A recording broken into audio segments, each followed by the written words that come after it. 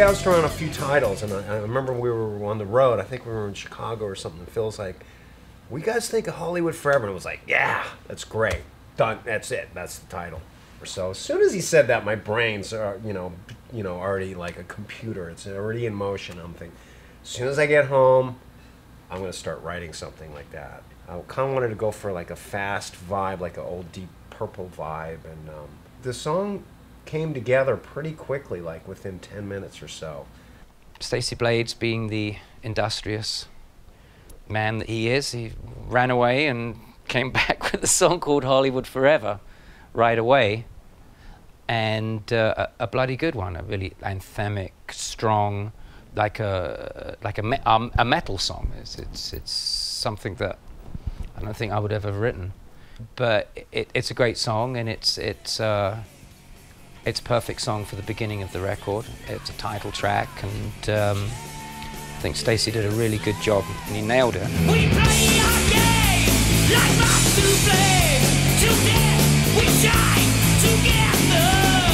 We feed our fame with lights so big and scream Hollywood Forever. Scotty, as well, took the ball and ran with it, and also wrote a song called Hollywood Forever as well.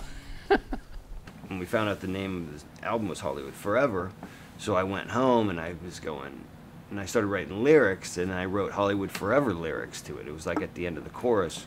It takes me a little while longer to write songs than like Stacey, and so I was still working on it. The next day we come in, Stacey goes, "I got a song called Hollywood Forever," and I was like, "Oh damn, now I can't use that song."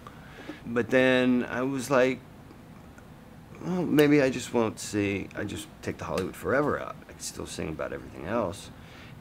So I kept at it. I remember Scotty brought it in, he demoed it up at his place, and we all listened to it in the car, in the parking lot of the rehearsal studio, and we were just like, wow, this is wild. It has so many parts.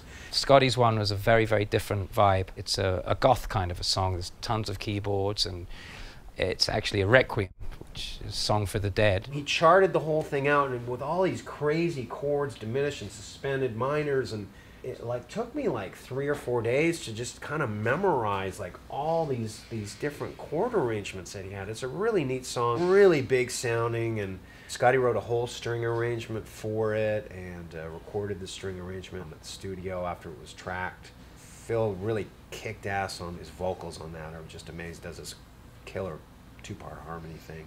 Took about 3 hours to track just the guitars on that. I think we used like 6 guitar tracks or something. There was like 2 acoustic tracks, 2 electric tracks, 2 12-string tracks. It's a really big sounding song.